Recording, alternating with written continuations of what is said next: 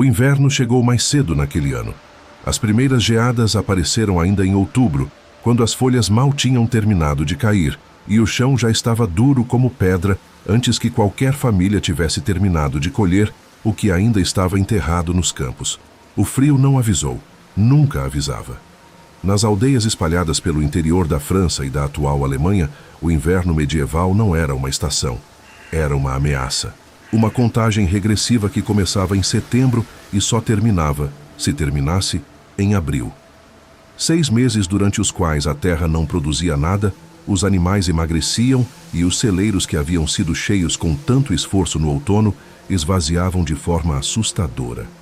As famílias controlavam as reservas com a precisão de quem sabe que cada saco de grão equivale a 1 mês de vida. Primeiro, comiam o que havia sobrado fresco da colheita. Depois, os legumes guardados em potes de barro.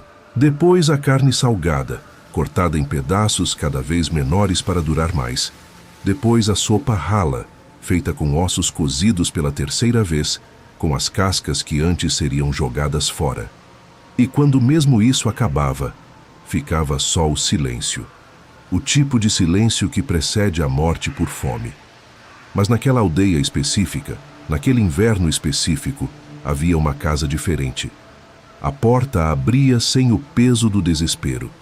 As crianças dormiam com o estômago cheio. O celeiro ainda tinha grãos, raízes, o suficiente para durar até a primavera. E o homem que morava naquela casa não era rico, não era nobre, não tinha mais terra que os vizinhos, nem mais braços para trabalhar. O que ele tinha era uma ideia que, meses antes, havia feito os vizinhos rirem. Uma ideia que parecia estranha, desnecessária, presunçosa. A arrogância de achar que sabia mais do que gerações de camponeses que vieram antes dele. Mas quando o inverno chegou, quando os celeiros dos vizinhos começaram a esvaziar e o dele ainda estava cheio, as risadas pararam. Hoje você vai entender o que aquele homem fez, e quando entender, a Idade Média nunca mais vai parecer a mesma. Para entender a descoberta daquele camponês, você precisa primeiro entender o mundo em que ele vivia. Não o mundo dos reis e batalhas. Esse todo mundo já conhece. O mundo real da Idade Média. O mundo da lama, do suor, do frio e da fome. A Europa medieval era, em sua essência, uma civilização construída sobre a agricultura. Estima-se que entre 80% e 90% da população europeia durante a Alta Idade Média trabalhava diretamente na terra. Não havia indústria, não havia cadeia de distribuição de alimentos. O que você cultivava era o que você comia. O que não conseguia cultivar, simplesmente não tinha. A terra era tudo. Trabalhar a terra era uma tarefa que consumia a vida inteira de uma família, do nascimento à morte.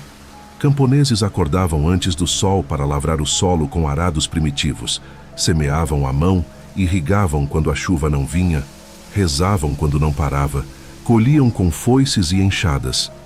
E depois rezavam de novo, para que o inverno não chegasse cedo demais, para que os ratos não invadissem o celeiro, para que o senhor feudal não aumentasse os impostos, para que a colheita fosse suficiente. Apenas suficiente. O sistema que quase todos usavam era chamado de sistema de 2 campos. Funcionava assim. Você dividia suas terras em 2 partes. Na primeira, plantava. Na segunda, deixava descansar, o que os agricultores chamavam de pousio. A terra ficava parada por 1 ano inteiro para que os nutrientes se recuperassem. No ano seguinte, invertia. O campo que descansou agora recebia o plantio. O que foi plantado agora descansava. O problema era visível e irrefutável. Metade da sua terra estava sempre parada. Se você tinha 10 hectares, 5 produziam e 5 descansavam. Para quem já vivia no limite do suficiente, essa limitação era brutal. Mas era assim que sempre havia sido feito. Era a sabedoria acumulada de gerações. E na Idade Média, a sabedoria de gerações não se questionava levianamente. Era lei. Era verdade. Até que alguém decidiu questionar. Ninguém sabe o nome do primeiro camponês que dividiu sua terra em 3 partes. A história medieval é generosa com reis e papas, avara com agricultores, Mas os registros históricos, documentos administrativos, tratados agrícolas, inventários de propriedades imperiais, mostram que, a partir do século VIII, algo novo começou a aparecer em certas aldeias do norte da França, da região renana e dos atuais Países Baixos. Alguns camponeses estavam dividindo seus campos não em 2, mas em 3. A lógica, em teoria, parecia simples. Se um campo descansa enquanto o outro produz, e isso funciona, por que não ter 2 campos em produção simultânea enquanto apenas um descansa? Isso aumentaria a proporção de terra cultivada de 50% para 66%, 2/3 produzindo ao invés de metade. Mas a inovação real não estava só nessa divisão matemática. Estava no que esses camponeses decidiram plantar nos 2 campos ativos e quando. No sistema de 3 campos, o calendário funcionava assim. O primeiro campo ativo recebia cereais de inverno, trigo, centeio, espelta, plantados no outono e colhidos na primavera. O segundo campo ativo recebia culturas de primavera, principalmente leguminosas como ervilhas, feijões e favas, mas também aveia e cevada, plantadas no início do ano e colhidas no outono. O terceiro campo descansava. No ano seguinte, os campos rotacionavam em sequência. Para os vizinhos que observavam de fora, parecia complicação desnecessária. Por que plantar feijão onde poderia crescer trigo? Por que dividir em 3 quando sempre bastaram 2? O homem estava inventando trabalho sem necessidade. E diferente, na aldeia medieval, era sempre suspeito. O que eles não conseguiam ver estava debaixo da terra. As leguminosas, feijão, ervilha, fava, lentilha, têm uma propriedade que as torna únicas entre as plantas cultivadas. Suas raízes formam uma relação com um tipo específico de bactéria do solo chamada rizóbio. Essas bactérias capturam nitrogênio diretamente do ar, que compõe 78% da atmosfera, e o convertem em compostos que as plantas conseguem absorver e utilizar. O nitrogênio é o nutriente mais importante para o crescimento das plantas. É o que torna a terra fértil. Plantar trigo ou centeio no mesmo campo ano após ano esgota esse nitrogênio progressivamente, tornando as colheitas menores e mais fracas a cada ciclo. O sistema de pousio funcionava em parte porque dava tempo ao solo para recuperar parte desse nitrogênio naturalmente. Era lento, parcial, mas suficiente para manter a produtividade em níveis aceitáveis. O que o sistema de 3 campos fazia, sem que ninguém entendesse exatamente por quê, era substituir o pousio passivo pelo enriquecimento ativo. Quando um campo de leguminosas era colhido e então arado de volta ao solo, todo aquele nitrogênio fixado ficava disponível para a próxima cultura. O campo não estava apenas descansando, estava sendo fertilizado naturalmente por um mecanismo que a natureza havia desenvolvido ao longo de milhões de anos. O resultado era que a terra tratada com esse sistema não apenas mantinha sua fertilidade, em muitos casos, a melhorava. Campos cultivados por gerações com a rotação de 3 campos tendiam a se tornar mais produtivos ao longo do tempo, não menos. Os camponeses medievais não sabiam nada disso. Não tinham conceitos de nitrogênio nem de bactérias, mas sabiam o que viam. A terra ficava boa.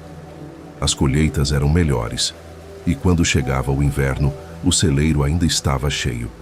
Estimativas cuidadosamente elaboradas por medievalistas como Georges Duby e Lynn White Jr., 2 dos maiores estudiosos da economia agrária medieval, sugerem que a adoção do sistema de 3 campos podia aumentar a produção alimentar de uma mesma extensão de terra em até 50%. 50%. Não 10, não 20. 50%. Uma família que havia anos produzia exatamente o suficiente para sobreviver ao inverno, passou a produzir, com a mesma terra e o mesmo esforço, uma quantidade que cobria o inverno, com margem sobrando. Quem antes acumulava reservas mínimas, passou a ter excedente real, algo que podia ser guardado, trocado, vendido, compartilhado. Mas o aumento da produção não era a única vantagem. Havia algo igualmente importante: a divisão do risco. No sistema de 2 campos, toda a produção dependia de uma única colheita anual. de uma única cultura em uma única estação. Se o verão era seco demais, se a geada vinha cedo, se uma praga atacava os campos de trigo, você perdia tudo. Não havia alternativa, não havia segunda chance. No sistema de 3 campos, havia 2 colheitas por ano, em estações diferentes, de culturas diferentes. Se o inverno devastava os cereais, as leguminosas do verão ainda podiam salvar a situação. O risco estava distribuído. A vulnerabilidade total de cada família diminuía drasticamente. E havia ainda um terceiro benefício, menos óbvio, mas igualmente real. A alimentação ficou mais nutritiva. Os cereais fornecem principalmente carboidratos, energia, volume. Sozinhos, são insuficientes como base alimentar de longo prazo.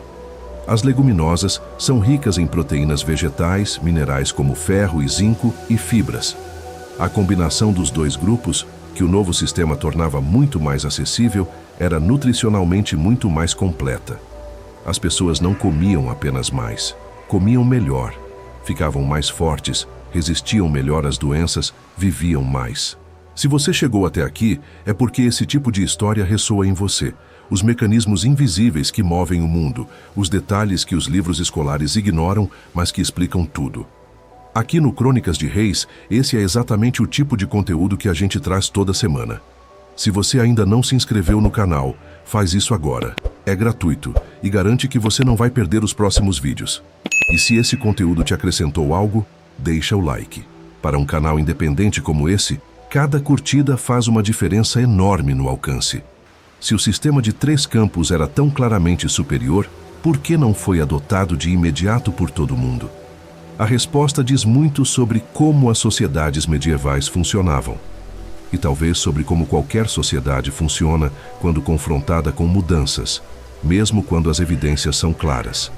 O conservadorismo agrícola medieval não era ignorância. Era prudência de quem vive na margem da sobrevivência. Quando uma colheita ruim pode matar sua família, você não experimenta técnicas novas sem evidências muito sólidas de que funcionam.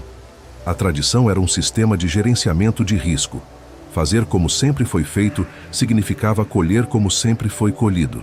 Não muito, mas suficiente. Mudar significava arriscar o suficiente por uma promessa de mais. Havia também obstáculos práticos. Em muitas aldeias medievais, as terras não eram divididas em grandes blocos individuais, mas em faixas estreitas espalhadas pelos campos comunitários, o sistema de campos abertos. Para que a rotação de 3 campos funcionasse, todos os camponeses que compartilhavam um campo precisavam coordenar o plantio e a colheita ao mesmo tempo. Um único vizinho, relutante, podia complicar a adoção do sistema para toda a comunidade. E havia o poder feudal. Os senhores que controlavam as terras olhavam com desconfiança para mudanças que não vinham de cima. Alterar os métodos de cultivo sem aprovação podia ser interpretado como insubordinação. Mas a evidência era teimosa.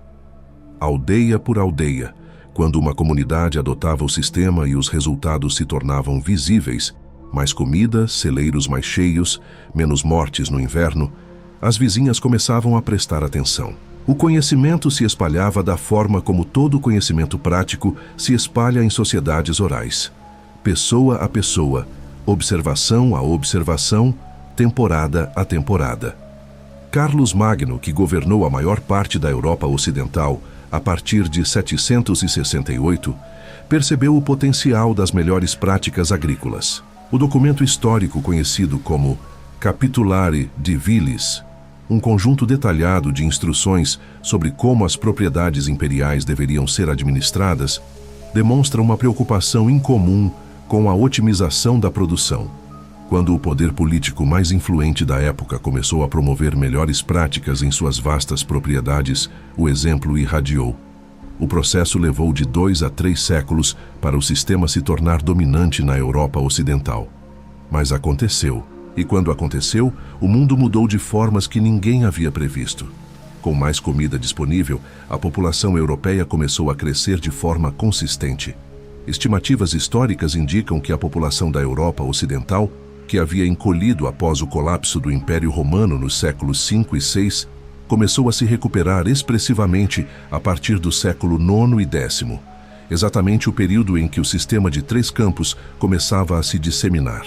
Mais pessoas significavam mais trabalhadores, e mais trabalhadores disponíveis significavam que nem todo mundo precisava trabalhar na terra. Alguns podiam se especializar em outras coisas: ferreiros, carpinteiros, moleiros, tecelões, comerciantes. A divisão do trabalho, fundamento de qualquer economia complexa, se tornava possível quando há excedente alimentar suficiente para sustentar pessoas que não produzem o próprio alimento. As cidades, que haviam encolhido para as sombras de si mesmas após a queda de Roma, começaram a crescer de novo. Mercados surgiram.